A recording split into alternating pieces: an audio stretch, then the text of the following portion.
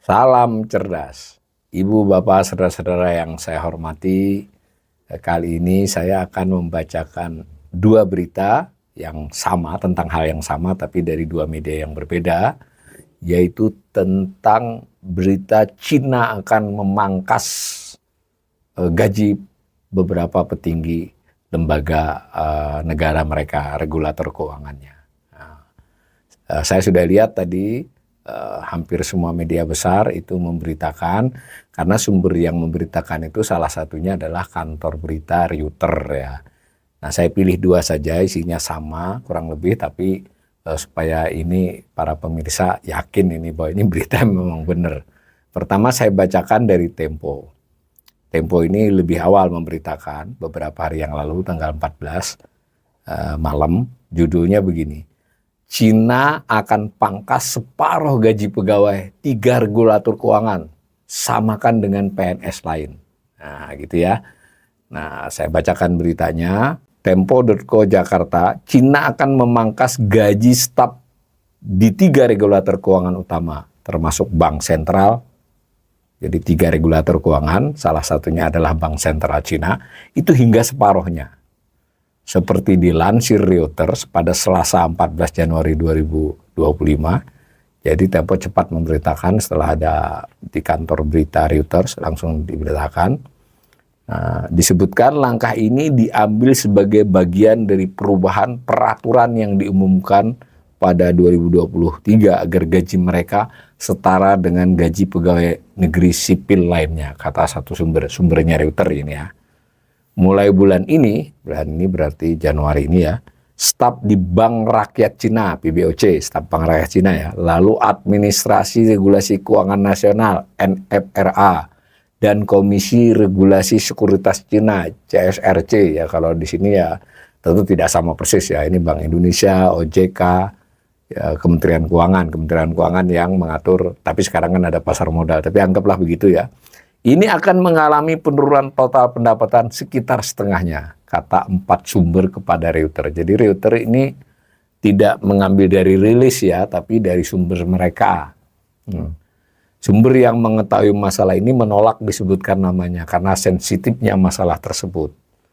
Pemotongan gaji yang besar ini terjadi karena fokus Cina saat ini dalam meningkatkan konsumsi, termasuk pengeluaran jutaan pegawai negeri, sebagai bagian dari upayanya untuk mempertahankan tingkat pertumbuhan yang stabil pada 2025. Ini menarik ya, justru dia karena ingin mendorong konsumsi, tapi yang gaji yang dipotong itu yang terlalu tinggi ini, kurang lebih, dan yang tinggi itu antara lain adalah yang terkait dengan sektor keuangan ya. Nah, dengan demikian mungkin ini logikanya, karena dia kan mau dorong konsumsi, pegawai yang lain malah bisa ditambahi atau jumlahnya diperbanyak. Nah, lanjut, Tempo menulis pemotongan ini juga akan menandai perubahan dalam kebijakan remunerasi. Remunerasi itu penggajian ya, bagi staf di Badan Pengawas Keuangan. Ini juga akan terjadi 2 tahun setelah perubahan peraturan yang bertujuan untuk mengkonsolidasikan kekuasaan dan pengawasan di tingkat puncak pemerintahan. 2 tahun dari 2023 ya, jadi 24, 25, mungkin 26 ke depan. Kantor Informasi Dewan Negara yang menangani pertanyaan media atas nama pemerintah Cina dan regulator tidak segera membalas permintaan komentar Reuters. Jadi ini penting nih. Ini ada info dari Reuters tapi sebetulnya belum dikonfirmasi oleh kantor Informasi Dewan Negara ya. Menteri Komunikasi lah, Pak juru bicara istana mungkin begitu ya. Tak satu pun dari ketiga regulator tersebut mengungkapkan jumlah pegawai resmi mereka secara pasti. NFRA yang merupakan versi lebih lengkap dari regulator industri perbankan dan asuransi didirikan sebagai bagian dari perombakan tersebut. Badan ini mengawasi semua aspek sektor keuangan seperti Otoritas Jasa Keuangan OJK di Indonesia, tadi saya sudah sebut, tidak termasuk industri sekuritas, jadi pasar modal dipisahkan. Perubahan ini juga membuat NFRA dan CSRC duduk langsung di bawah Dewan Negara atau Kabinet. PBOC ini bank sentralnya telah berada di bawah Dewan Negara sejak 1997. Namun gaji stafnya disesuaikan dengan dua regulator lainnya dalam beberapa tahun terakhir. Jadi tinggilah tiga lembaga ini. Sebagai akibat dari perubahan tersebut, beberapa ahli memperkirakan bahwa pendapatan staf di regulator keuangan akan dipotong agar sesuai dengan gaji pegawai negeri di lembaga pemerintah lainnya, seperti Kementerian Keuangan dan Komisi Pembangunan dan Reformasi Nasional. Jadi beda ya. Itu tadi tiga lembaga regulator ya, dua regulator, satu bank sentral. Jadi beda dengan Kementerian Keuangan. Nah ini mau disesuaikan karena yang tiga tadi ketinggian gajinya kurang lebih begitulah. Sebelum adanya perubahan, baik regulator perbankan maupun pengawas sekuritas dikategorikan sebagai lembaga publik. Sistem remunerasi pegawainya memungkinkan mereka memperoleh manfaat dari skala gaji yang lebih kompetitif dibandingkan dengan pegawai negeri sipil lainnya. Nah, gitu ya. Nah, lalu berita dilanjutkan dengan subjudul meningkatkan konsumsi. Pemotongan gaji di kalangan regulator diharapkan akan menjembatani kesenjangan di lembaga-lembaga negara. Seorang kepala departemen CSRC, kepala departemen aja loh ya, bukan pucuk pimpinannya, mendapatkan penghasilan 300.000 sampai 400.000 yuan atau sekitar 667 juta sampai 890 juta. Ini kepala departemen ya, bukan atasnya lagi. Ini hampir 2 kali lipat penghasilan pegawai negeri di lembaga negara lainnya. Tentu yang setara maksudnya, kata salah satu sumber kepada Reuters.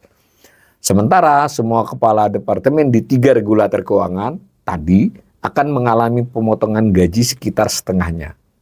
Bayangkan ya, petinggi-petingginya ini kepala departemen ini potong sepertiga. Pejabat di bawah pangkat mereka akan mengalami pemotongan sebesar 40%. Jadi per level ini dikurangi semua, makin bawah potongannya dikuranginya lebih sedikit ya. Beberapa pejabat senior di tingkat direktur, nah dan di atasnya akan menghadapi pengurangan sebesar 60%. Nah, di atas kepala departemen nih, sumber itu menambahkan, sumbernya Reuters ya, bukan sumbernya Tempo. Tempo mengutip Reuters.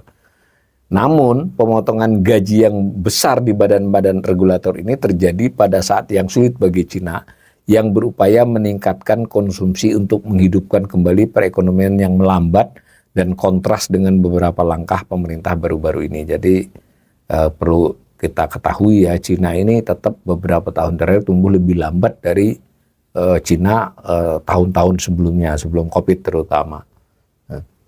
Lanjut, jutaan pegawai pemerintah di seluruh Cina mendapat kenaikan gaji yang mengejutkan pada awal bulan ini. Nah gitu ya, jadi pegawai secara umum mengalami kenaikan.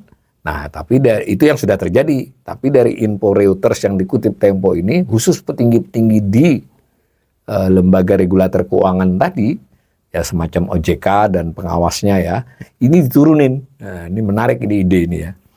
Nah, kebijakan tersebut kepada Reuters memberi informasi dengan rata-rata upah bulanan meningkat sekitar 500 yuan atau 1.112.000 ya. Ini tambahannya ya. Terakhir kali Cina secara terbuka mengumumkan kenaikan gaji pegawai negeri secara nasional adalah 2015. Jadi ini lama ini, 9 tahun. Ketika pemerintah menaikkan gaji pejabat daerah sebesar lebih dari 30%. Ini sebagai bagian dari upaya memerangi korupsi dan meningkatkan daya beli konsumen. Ini perlu nih kita garis bawahi info yang dari Reuters yang diolah oleh Tempo ini.